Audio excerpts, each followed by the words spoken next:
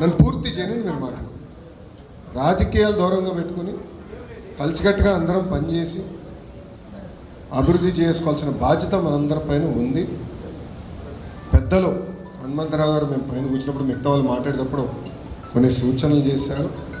తప్పనిసరిగా కమిటీ పెద్దలతో హనుమంతరావు గారితో, అబద్దయ్య గారితో, అనురాధ గారితో, శ్రీను గారితో, రాజు గారితో, జానకి అమ్మ గారితో మేము కూర్చుంటాం, మేము మాట్లాడుకుంటాం, సమస్యలు మేము పరిష్కరిస్తాం. శాశ్వతమైన పరిష్కారం ఎత్తుకోవాల్సిన అవసరం మన పైన ఉంది. ఏదో వచ్చి మళ్ళీ తాత్కాలికంగా ఆలోచించకుండా సమస్యలకి శాశ్వతమైన పరిష్కారం చేయాల్సిన బాధ్యత మన పైన ఉంది. ప్రత్యేకంగా నా పైన బాధ్యత పెరిగింది. ఇది రాజకీయ వేదిక కాదు కనుక నేను ఇచ్చిన హామీల గురించి నేను మాట్లాడలేదు. ఇక్కడ పని ఆల్రెడీ ప్రారంభించాను, దానికి వచ్చే ఫలితాలు మీరు చూస్తారు. నేను తీసుకునే ప్రతి అడుగు మన సమస్యలు శాశ్వత పరిష్కారానికి వేసే అడుగు అది.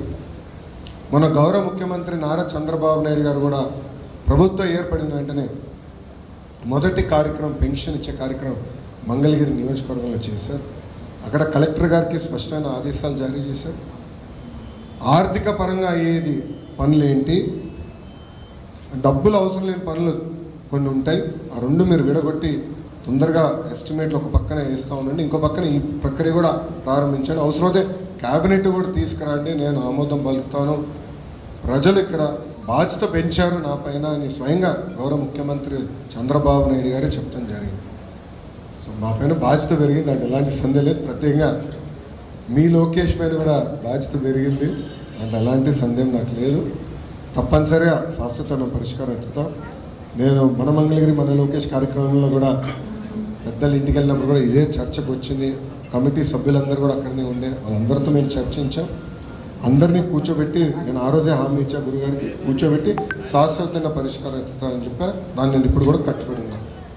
దాంతోపాటు పెద్దలు నేను కోరేది యువకుల్ని కూడా ప్రోత్సహిద్దాం, స్లోగా తీసుకొద్దాం, వాళ్ళపైన కూడా బాధ్యత పెడదాం.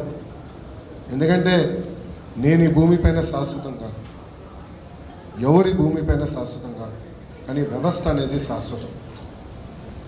సో యువకులకి అవగాహన తీసుకురావాలి, బాధ్యత పెంచాలి, అందరం కలిసికట్టుగా ఇది ముందలు తీసుకెళ్లాల్సిన అవసరం ఉంది. దానికి పెద్దల్ని కూడా కోరేది యువకుల్ని కూడా ఎక్కువ లాగుదాం, వాళ్ళు రారు పట్టుకుని లాగుదాం, భాగస్వామ్యం చేద్దాం.